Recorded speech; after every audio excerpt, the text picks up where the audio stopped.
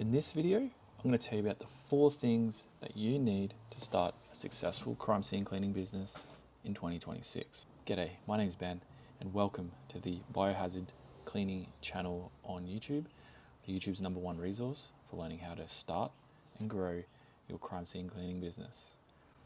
So in this video, I want to talk about 4 things, the 4 main pillars that I think that you need and that I run in my business for you to have a successful crime scene cleaning business of your own.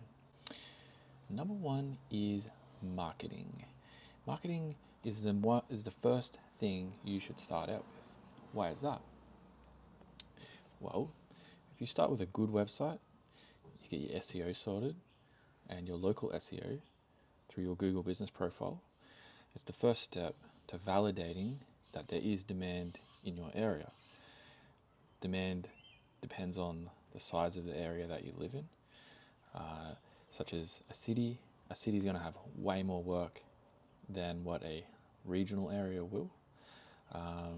So it depends on the size of your city. Also depends on how much demand is out there.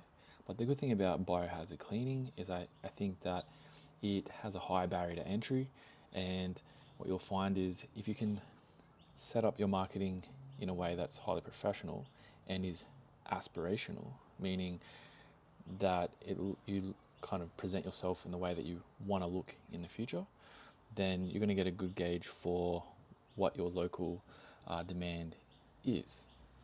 So that's pillar 1. So the second pillar is knowledge.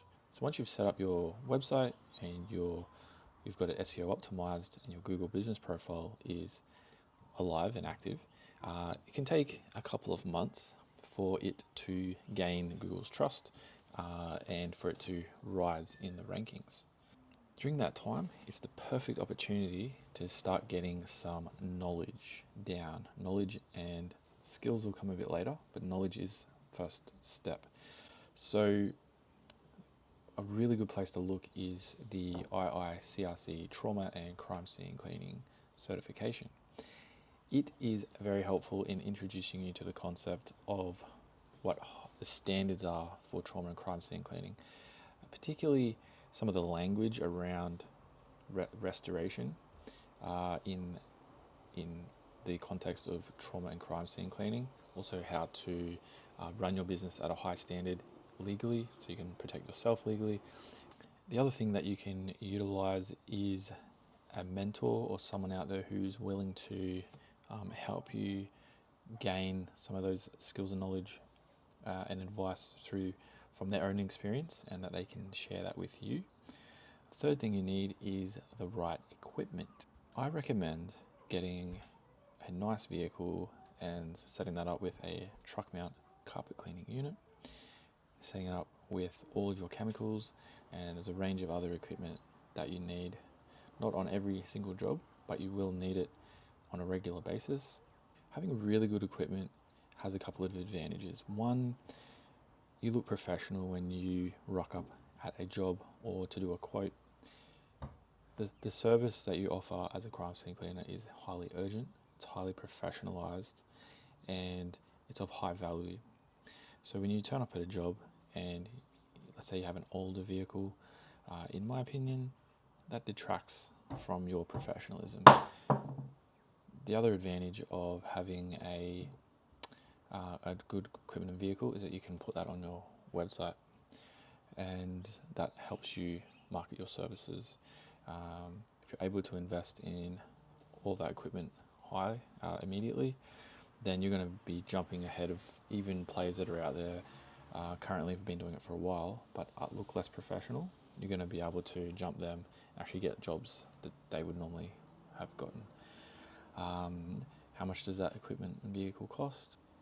As a rule of thumb, you're going to be looking up close to $100,000 to get all that right equipment, nice vehicle, and to kit it out properly. The fourth thing that you need is perseverance. Running a business is incredibly hard. The ups and downs, the stress, the tiredness. What you're going to find is that it's actually most challenging when you first start out. But when you have the right marketing, when you have the right knowledge in place and you have the right equipment, then as you get the jobs, you're going to learn those skills, and as everything becomes more familiar and you start feeling a routine of the good times versus the bad times, and you realize that on average things generally always work out for the positive, provided that you've got a good system down. But that's where having a good marketing set up from the start, that's where having the right knowledge and skills and having the right equipment comes in. It actually makes your job a lot easier. It makes getting clients a lot easier. It makes completing jobs, especially bigger and complex jobs, more attainable, therefore more profit for the business. And it means that you can complete those jobs at a higher standard. So I hope this video has been helpful for you.